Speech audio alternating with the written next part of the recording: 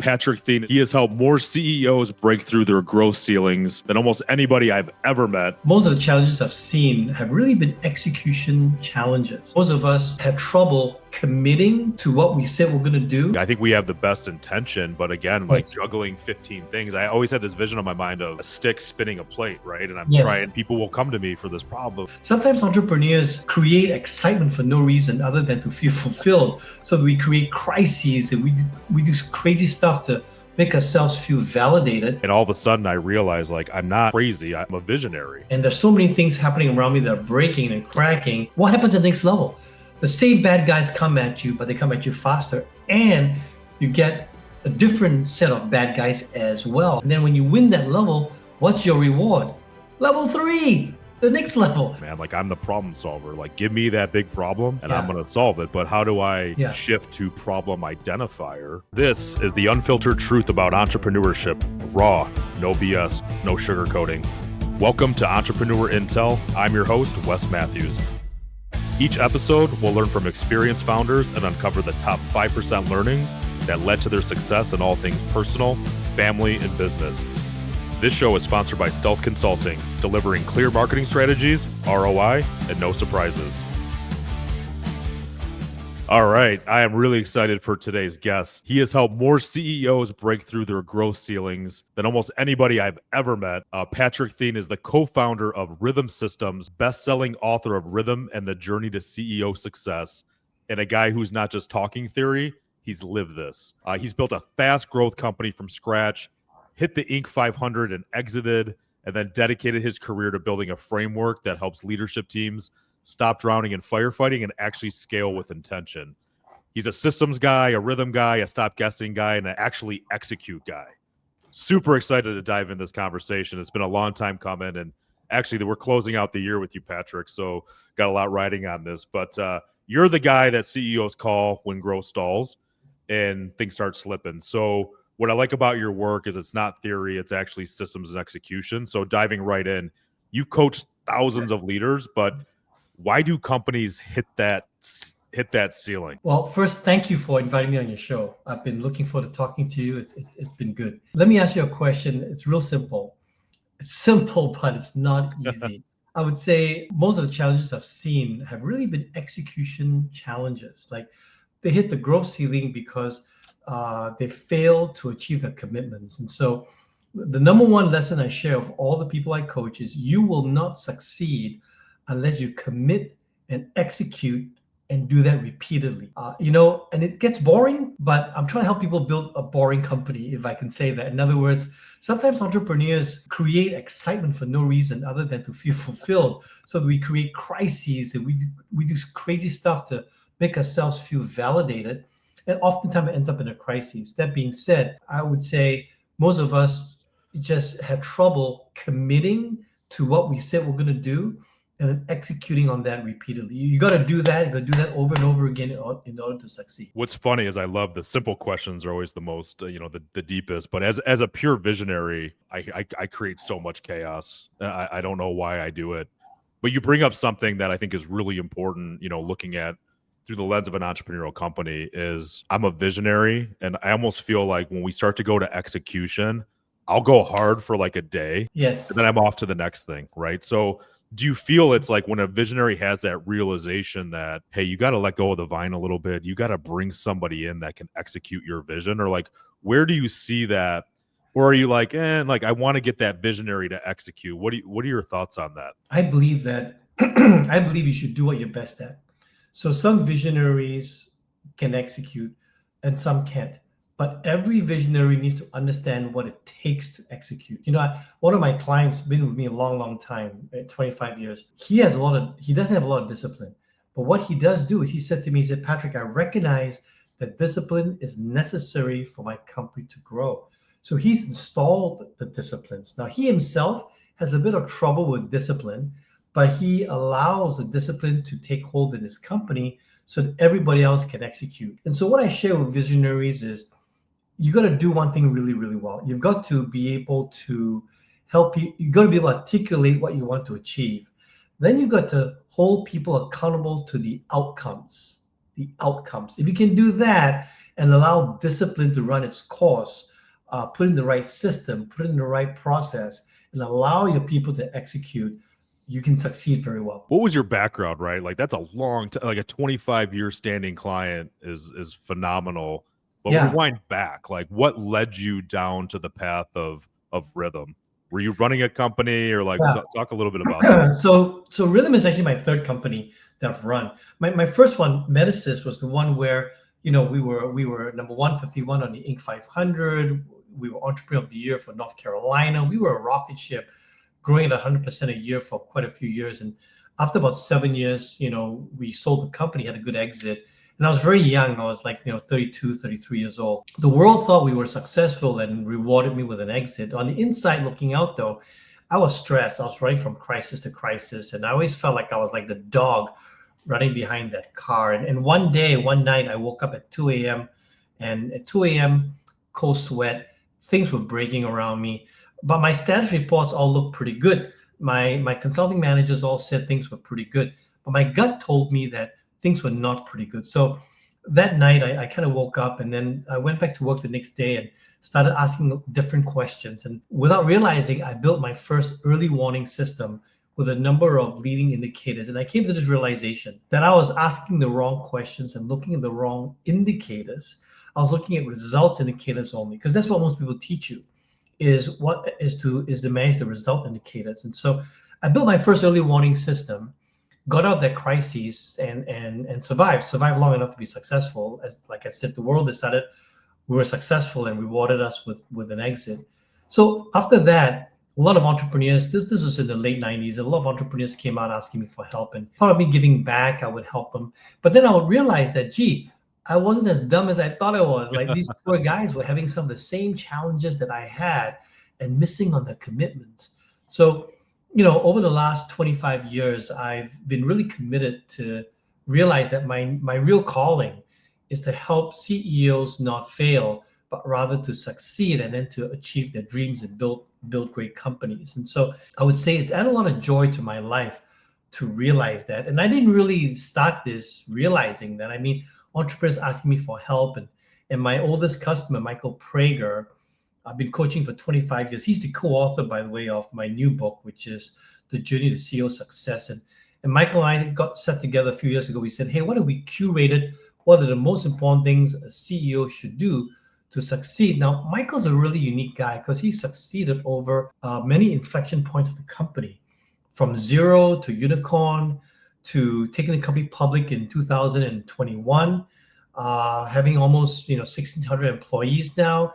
Wow. And then recently taking the company back private. So now he's owned by a private equity firm. And that happened literally a month ago, October 15th. Wow. Company went private again, valued at 2 billion.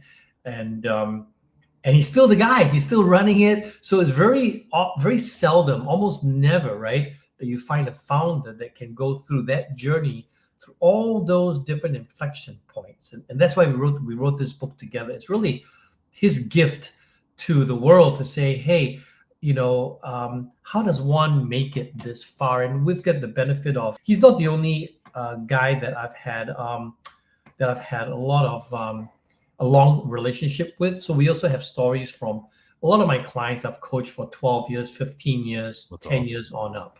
I've been very lucky. What's interesting for me as I talk to you, like I go back to like my visionary, like, aha, I picked up a book in 2014, Traction. Yes. I think I joined the organization, EO Entrepreneur Organization, and I saw all these entrepreneurs around me, like talking about where they're traveling and all this fun they're having. And I'm like, I'm getting my head kicked in. Like, I don't know what's going on, but like, what's the common denominator amongst all these entrepreneurs? And somebody's like, you got to read this book, Traction. And I remember reading that, and all of a sudden I realized, like, I'm not crazy. I'm a visionary. And I'm like, who's this Gino guy and why is he in my head? Because he's describing me to the T. But the point I want to bring to that you just resurfaced for me is like, I had that aha moment when I looked out at my company, and I used to point fingers and say, who caused this? What's going on? And then I sat down and realized, and I'm like, I caused all of this chaos myself. Like, it was all created from me. When do you feel like with what you've created, like, what are some of those moments for a CEO or an entrepreneur where they're like, when you meet them? Like where are they at mentally? So first, you shouldn't take all the credit for the crises. You probably created some of it. Yeah. Created some of it. I think, for me, we tend to help companies in the mid-market, companies that are north of 10 million, south of about 300 million. In that space, I would say people first begin to need us when they reach what I call the ceiling of complexity. Ceiling of complexity is a different level for every entrepreneur. But here's how you know you're there. It's when you kind of feel like a lot of things around you are breaking. It's like I'm trying out these new ideas, but somehow these new ideas work for a few weeks and then it seems to break again. And then I'm not quite sure why it's breaking. And there's so many things happening around me that are breaking and cracking.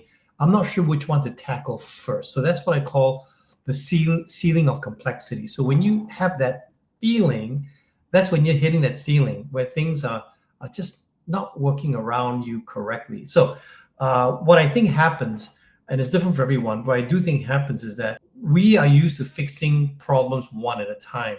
We're not used to fixing 10, 20 problems. When you have 10, 20 problems coming at you, that's when you really need a system. Whether, Traction, they use EOS and we of course use Rhythm, very similar. I think both Gino and I had the same roots in our methodologies from Vern Harnish at the Rockefeller Habits, scaling up. So we have some very similar roots actually. And so we have an execution operating system here that helps you with your people, with your strategy, with your execution, and with your finance. So I think we have a fuller package that actually also helps you scale beyond the executive team. So one of the challenges that I saw was that a lot of entrepreneurs can get alignment within the first team or within a smaller group of people. But once the company gets expanded beyond 50, 60, 70, 80, 100 people, where now you have to work with the managers who work for the people who work for you.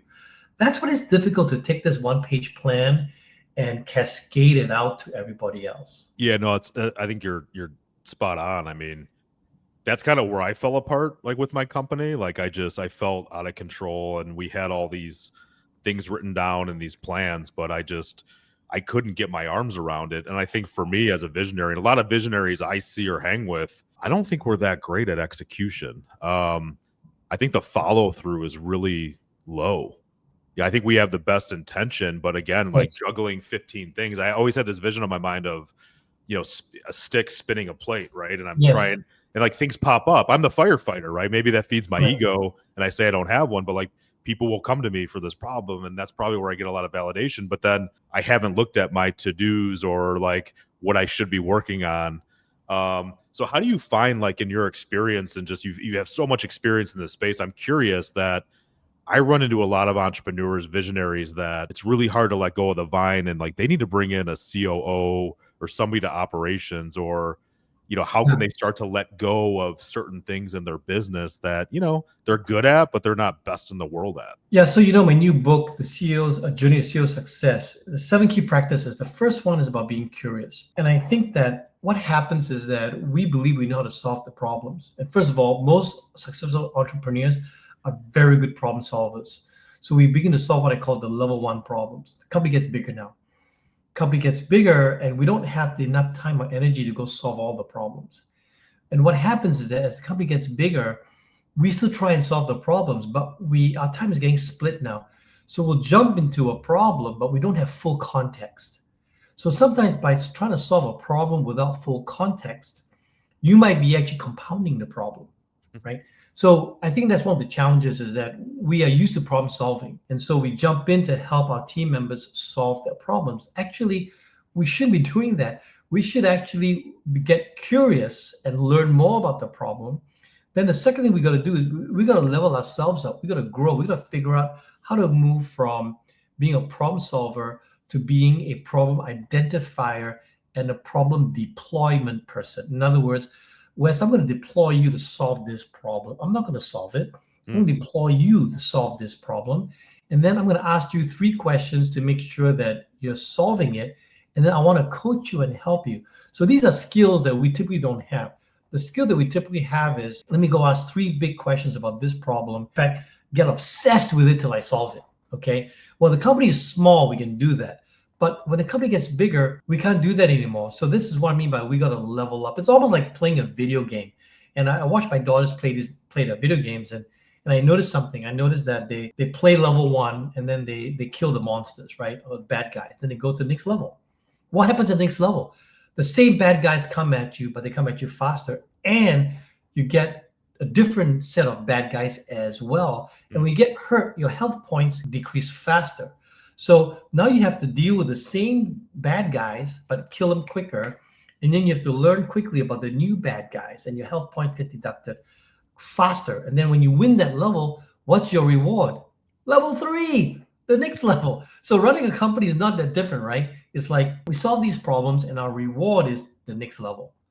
And then some of my friends would say to me, oh man, Patrick, I can't believe I got to hire a new project manager. I thought I solved that problem already. I go, yeah, but Jack only knows how to run projects at this size. Now your projects have grown to that size. So it's a slightly different problem. And then they're like, yeah, but now I got to upscale Jack, but I thought I did that already. Well, that's the same monster. That's the same monster that you got to deal with. And you got to deal with it quicker now. It used to be that maybe you had a month to make the decision about Jack. Well, now you only have 2 weeks, because as your company gets bigger, your opportunity cost also gets bigger. Your what I call your payroll gets larger. Mm-hmm. So imagine if you were running an inefficient company for 1 month with 10 human beings. That's your payroll. So imagine that now you're running the same company, but unfortunately or fortunately, you've got 50 people, and your chief operating officer isn't as great as he or she was when you were 10 people. And now you're going to take a month to solve that problem while carrying the payroll of 50 people. Your cost gets a lot bigger. That's what I mean by your health points deduction is a lot faster. So no, you don't get a month to solve that problem with Jack now. You get 2 weeks. If you don't solve that problem in 2 weeks, then you're losing money. You're losing opportunity. Your client's getting pissed off. And now it's not just 1 or 2 customers that's getting pissed off. You've got 10 to 20 customers getting pissed off. So we got to deal with the same issues. And people will say, oh God, I just fixed that last year. Yep. Thank you for the growth. And thank you for the same problem. At the same time, thank you for the new problem. But that's our video game, man. That's our climb to the peaks of the mountain. And then when you get to the first peak, your reward is next peak. That's your reward. So that's how it goes. I'm a big analogy guy. I love that analogy. My kids are going to love that analogy because that's going to support their video gameplay. I love it. But what I hear is get curious. How do you make that shift? Like, I hear you, man. Like, I'm the problem solver. Like, give me that big problem and I'm going to solve it. But how do I shift to problem identifier? Yeah, you got to get curious, and you've got to find value. I'll share with you. I had a coaching session with Michael Prager this week. He's like I said, he just got taken back private. Big difference is that when you're a public company, you work for hundreds of shareholders. When you're privately held, so he's taken back private, he's got 2 or 3 owners, which are the private equity group and the fund and the investors. So he really has a boss now, where in the past, he had tons of bosses and it was different. So I asked him, I said, Michael, here's where most founders quit. And he said to me, he said, yep, they're coming in, they're asking me to cut costs. They're asking me to do a number of things that sometimes I feel like you're deconstructing what I've worked so hard to construct.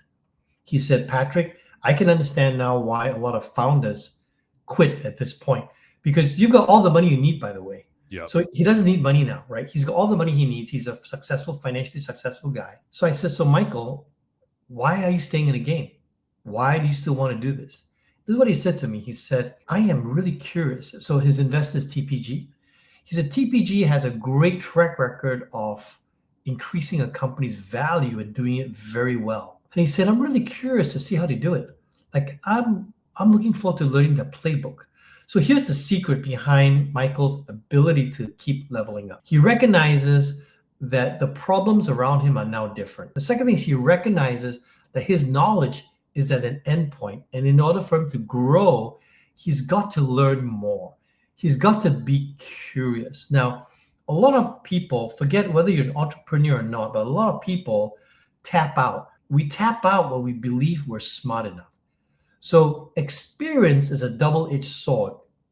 I do not want to hire folks with a lot of experience who think that they know everything. And a lot of people are like that. A lot of people would say things like, hey, didn't you hire me to solve that problem? Just get out of my way and let me solve that problem. No, bring your experience, but understand the complexity of my company and understand that my solution might be a little bit different from the one that you have solved before in your experience. So I don't want to hire an experienced guy or gal that uses their experience like a hammer. I want them to use their experience, but understand and ask themselves, what can I learn about this environment, this situation that is different from the one that I solved at fill in the blanks, whatever company I was at before. That's why a lot of people tap out. They think, oh, I've arrived. Yeah. It's a very subtle thing. They never say to themselves, I've arrived, but they act that way. They act like, I got it. I know the problem before you finish saying the problem. Okay, I'm sorry. That's where you're going to make more mistakes. So Michael's secret, I think, is that he recognizes his level of knowledge. And then he says to me, look, I'm really interested to learn how TPG does it because they got a good track record of continually and systematically increasing a company's enterprise value. How do they do that? He's truly curious about it. And then he said, maybe some of the things that I did weren't totally necessary. So he's open to the idea that some of the things that he did before maybe are no longer necessary because of where the company is. I think that's really important. What type of realization or what does one CEO have to go through, right? To like, because I that to me that's an amazing like stay curious, but to the other side of the coin that quite haven't learned that or there's ego or something's in the way. Like how would one begin to start to uncover that, right? Because I think you've uncovered something really special within him. I would bet you really helped him see that, and he wasn't always like that. If I was a gambling man. So this is why I think working with a coach is really critical. And I think not all coaches are created equal. Some are more equal than others. And I think that, Michael's committed to the coaching process. He's committed to reflections. He's committed to ask himself, what did I learn this week that's different from last week? He's committed to saying, I need to stay humble. So for example, when someone gives him feedback, I still remember years ago, he came out of a board meeting and it was a tough board meeting. Like I was like, oh my God, you must be like emotionally destroyed. He was smiling. I said, Michael, you screwed up in so many ways. And they just told you like all these things that you need to improve on as a CEO. How are you smiling? And he said to me, he said, Patrick, you got to realize this. For those guys that gave me feedback, it was not easy. And that's a true statement. Think about how often you've wanted to give a friend feedback to help them get better, but you struggle, right? You're like, I don't want to hurt his feelings. I don't know, would it hurt my relationship? Yeah. It's not easy to give that person feedback. So he said, first, I thank them and acknowledge them for being brave enough to give me the feedback. He said, secondly, what's my role on this team? He's a football guy. So he said, so I'm the quarterback in this example. And my coach just gave me a bunch of feedback on how to make my throw better, how to read the game better. Should I get mad at that? Or should I just say thank you and read the game better and make my throw better? And he said, so I view running the company as playing a game. And my role is the quarterback. My coach just gave me feedback on how to throw the ball better. And I should be excited about it. And so I asked him, I said, Michael, are you like Teflon? Like, does it not hurt? All right. And he said, well, it stings a little bit, but if you want to be, the best quarterback, you got to take that feedback and you got to get better. So his perspective is always, look, he played team sports all the way in high school and everything. So he's a big team sports guy. And this is why I also do believe that, having an intelligent guy or gal that's gone through team sports is a good thing. Because he said, winning a championship is done not in the championship game, but in practice. So if you practice that 1,000 times, and you execute that well on the field during the championship game, that's how you win championships. Championships are not won on that day. It's won in your practice. And so point is, his psyche is one, of course it hurts, right? But he has that model of, okay, I'm playing a game. You're giving me feedback. I just got to get better. So he has a humility about him. So you want a combination of ambition and humility. So one thing I'll share with you that I found difficult for a lot of people to do is to hold what I call two competing thoughts in your mind. So in other words, most of us are or people. It's A or B. Just give you one example. I can't hold you accountable unless I'm tough and a jerk. Why? Why can't you hold me accountable and be nice about it? Why can't you do that? We are naturally thinking, well, if I held you accountable, it's going to hurt our relationship. Mm. Actually, no. You need both results and relationship. You need both. So what I try and help my clients do is to learn how to hold two competing thoughts in their head, seemingly competing thoughts in their head, and get value out of both, right? So it's not accountability or relationship. It's accountability and relationship. And the secret to me is to really understand what is the long-term benefit. So for example, short term, I tell you, hey, Wes, you screwed up over here. You might be mad at me for about 5 minutes, right? You might say, well, gee, Patrick, I don't agree with you. But after you thought about it, you might come back the next day and say, Patrick, no, thank you. I heard you. I changed my game. I'm a little bit better now. And 2, 3 years down the road, we would be better friends because you would look back and you would say, well, Patrick really helped me with that breakthrough. Thank you. Now, if I couldn't do that, I was like, well, I don't really want to give Wes that true feedback because it's going to hurt our relationship. Okay. Well, 2 years later, my company has grown and now my company's outgrown you. And now I'm sorry. I got to fire you. I got to replace you. Well, that hurt my relationship with you 2 years later. So my point is, when you do the right thing and accept a little bit of discomfort now, I believe the dividends are paid over time, over many years. And that's how I help myself psychologically lean in to help people get stronger. Because iron sharpen iron. I've never seen iron sharpen iron and sparks didn't fly, heat didn't happen, right? I mean, so all those analogies, like what does that mean? Well, that means that if iron's going to sharpen iron and sparks fly and heat happens, what that means is that for me to help you get better, it's going to hurt. It's going to hurt. It's no different from, I had a really strong workout last weekend. My personal trainer said, Patrick, it hurts worse on the second day. And he's right. The first day I'm aching, but the second day I'm like, oh my God, what happened? And on the third, I'm older now. So on the third day, and what does he tell me? He says, well, don't just not do anything on the second day. Go stretch and go do a workout again. Go do it again. While it's hurting, go do it again, right? No, I love the football analogy. So 2 of my kids, I have twins. They actually just won their Super Bowl this past Sunday. And Wow. I was talking to the coach after. So these kids are 42-0 over the last 4 years in football, which is pretty crazy. And I asked the coach, I said, how did you feel going into the championship game? And he goes, I knew on the first play we were going to win by like 4 touchdowns.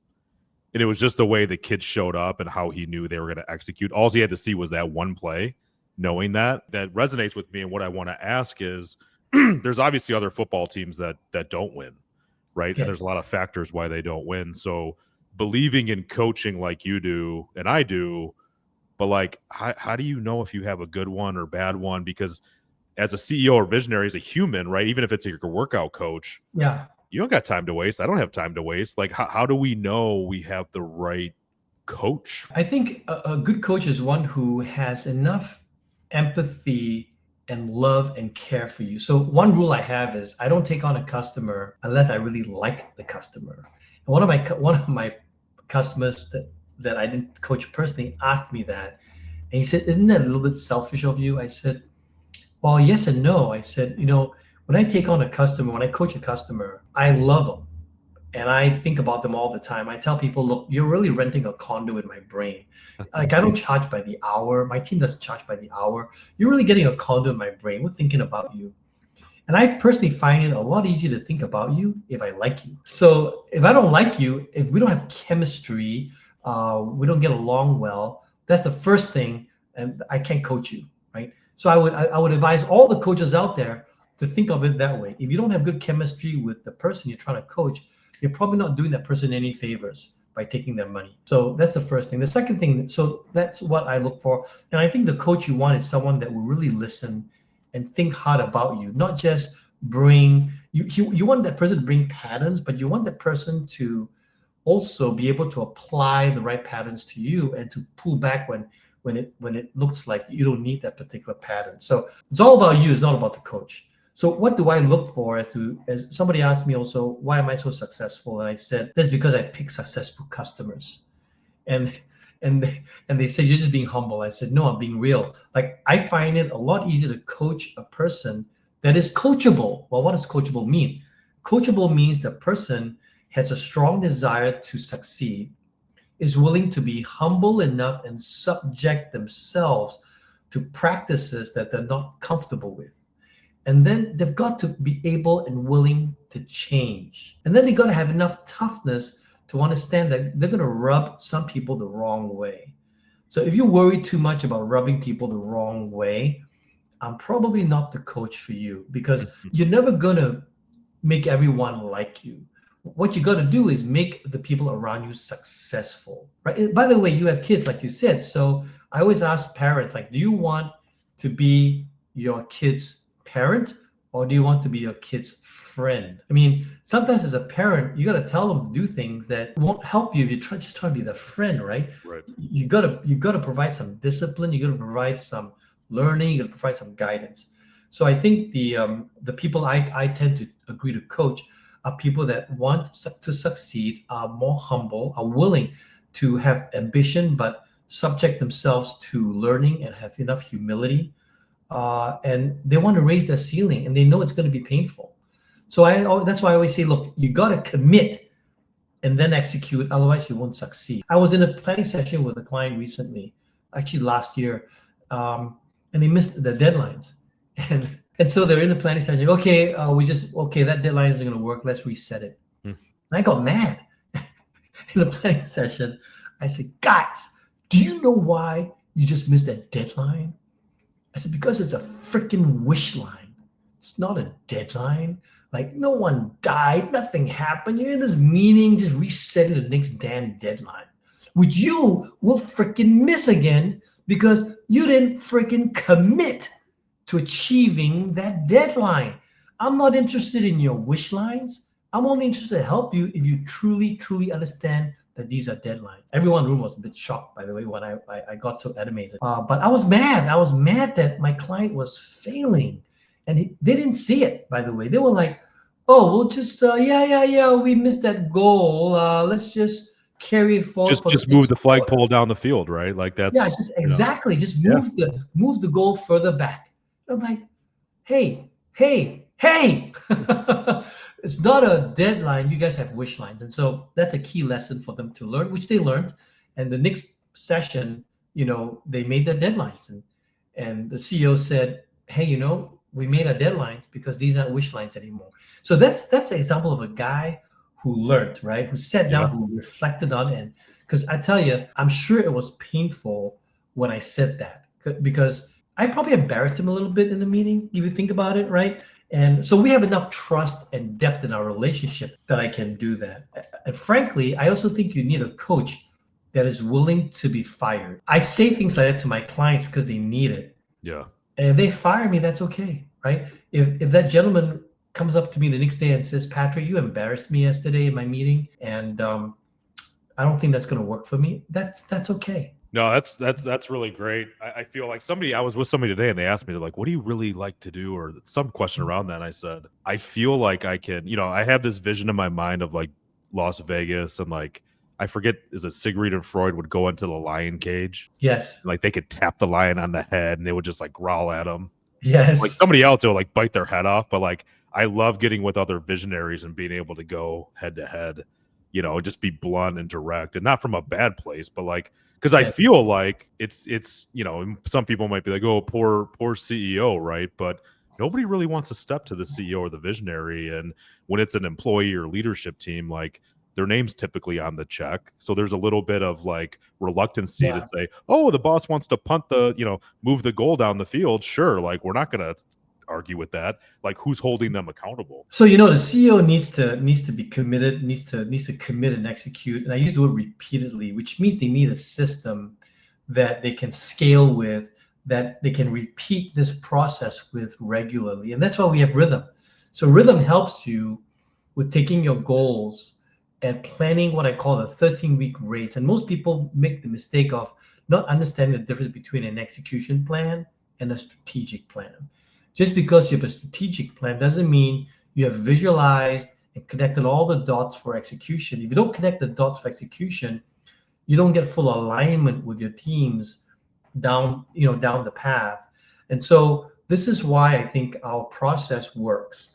Is because we don't just help you plan for the executive team, but we help you cascade those goals, plan for the next team and the next team, and then bring it all together in an alignment process so that people can get all aligned. And then we help hold you accountable in your execution. So most of the companies that we work with have a couple hundred employees, 100 or plus employees, and therefore they need some software to manage that process so that they can do it consistently and with accountability. Accountability is the other side of commitment, right? I commit to doing this thing for you. So now there needs to be accountability to help me achieve my commitment. And I view accountability not as whacking you on the head. I view accountability as helping you to achieve that commitment that you made. Because to me, I define execution really simply. Did you achieve the commitments you made? Yes or no? If you did not achieve the commitments you made, then your execution is poor. And I tell you, a lot of companies change their strategies because they think the strategy was poor. Actually, the strategies in many cases I've found were fine, but their execution was poor, so they couldn't get the same result. They couldn't get the results, the outcomes. And when we don't get the outcomes we want, we typically blame it on strategy. We don't typically blame it on execution. Worse, we don't even want to think about blaming it on people. Right. But yes, sometimes execution's bad. That's why the strategy didn't work. And sometimes the execution plan was good, but the people did not execute it. Yeah. And therefore, the people need better skills. When somebody says to me, how's my execution? I say, just show me your commitments and show me how you've achieved them. And if they can't show me that they're achieving the commitments, their execution's poor. That's really interesting because, one of my core businesses, right, we do some fractional CMOing for clients, and we talk a lot about strategy. And I'm like, you can go to ChatGPT and get probably one of the best marketing strategies, right? Because that's always the pivot point. Well, why can't I just do this through AI? I'm like, you can, get the best strategy. That's not the hard part. The hard part's the execution and dotting the lines and actually doing it properly. Yes. Which leads me to what's the evolution of, execution systems with AI, you can't get away from everybody. And Yes. I see this world, and I'd love to get your perspective on it. I feel like this whole thing of AI, everybody's trying to how do I do it? How do I pull the levers? And my mind goes to, okay, they sell drills at Home Depot, right? Yes. And if they come out with a drill that's a lot better or has AI, that doesn't mean I'm going to go out and build my own house. I might find the right vendor that is implementing AI and maybe ahead of the curve. But I see this big push of entrepreneurs and visionary now all of a sudden wanting to DIY everything, especially when it comes to strategy and all these different. Do you see any of that? Does that resonate with you at all? I do. The good news is I don't get hired for strategy. I get hired for execution. Yeah, that's the hard part. So I get hired. My team gets hired to help you drill the holes. Yeah. You can buy whatever drill you want. Yeah. But you got to drill the holes. So we will help you drill the right holes in the right place. Now, what we're doing with AI is we are a leader in our space for AI. So what I've decided to do with AI is to use AI to solve the most difficult problems, or the problems that take a lot of human beings to solve, but you can solve it quicker. So for example, with your business plans and your strategies in our Rhythm software, we've created our AI to actually look at your past and your strategy. You can even upload your market research, and it will create or generate a 4-quarter plan for you. Now, I don't want people to just press go and say, yay, the Rhythm AI gave us the plan, Rhythm Intelligence gave us the plan, just hit go. No, I say, think of AI as having a seat at your table. So if you got 6 executives in your room, think of it as you just added the 7th, and the AI is the 7th. And in my case, the AI is your chief execution officer that gave you an execution plan. Hey, here's the plan for the next 4 quarters. Okay, that's a great starting point. Now you still need to have the discussions. Think through what it takes to execute that plan, get the feedback from the other 6 executives in the room, and AI should have a seat at your table, not the overwhelming seat, but a seat. So this is your chief execution officer, gave you an execution plan. Now you guys should debate it and figure out what it takes to align with it. So we help you with what we call the plan builder. So we build a plan for you. The other thing that we do that's really hard to do, because common knowledge is not common actions. So SMART goals, everyone knows what a SMART goal is. Most people don't do a SMART goal. So we have our AI writes SMART goals for you. When you say, hey, I want to go to a trade show. Well, that's not a goal, but I promise you in marketing, a lot of people write goals like that, right? Attend trade show. What the hell for? So our AI will take that and make it a SMART goal for you. Attend trade show to meet 5 executives and generate 15 leads or whatever. It'll help you create a SMART goal. And so it'll help you visualize more what you're trying to achieve. Then the third thing, which is difficult to do, is on our dashboards, when things go red, people don't always know what to do. So my goal has gone red and people get stuck. So what our AI does is our AI crawls our system every single week, every single day. When your goal is red, or status red or yellow, it will prompt you and say, hey, Wes, this particular goal is red. And here are 3 ideas for you to get unstuck. Wow. I want the AI to help you think better, not replace you. So that's what we've done in our system for AI. Wow. No, that's incredible. That's really good. I see 3 books behind you. How do people, should you read them in chronological order? Where do you start? So the first book you see, The Journey to CEO Success. I think all CEOs need to work on themselves. If you don't work on yourself, you have no right to work on others. So if you're trying to be a better CEO, read that book. The Rhythm book is my first book that actually gives you the methodology. So if you read Traction and you want to know, well, how's Rhythm similar or different from Traction, read that book, the Rhythm book. That's the methodology. It's like really the how-to for the philosophies that are captured in the first book, the Journey book. The blue book over there, Predictable Results, are case studies of various companies who've actually used the methodology over the many years, and they have, hence the title, Predictable Results. And so those are good case studies, and you can see how it's being used in different scenarios. Awesome. Can you find them on Amazon, or where do you get the book? On your website? All on Amazon. It's all on Amazon. Amazon. Yep. Awesome. Now, there's gonna be somebody listening. Like I'll be honest with you. I normally don't take notes when I'm hosting a podcast. I took a lot of notes, actually. You hit on a lot of things that really resonate with me. So I appreciate the time spent today. But there's anybody listening that wants to explore a conversation with your company, or like maybe you'll like them or your company will like them and accept them into your pod. Like how do people get engaged with you? So first, if you want to engage with me personally, just come to LinkedIn, right? Just come to LinkedIn and engage with me. And secondly, come to patrickthean.com. That's my website.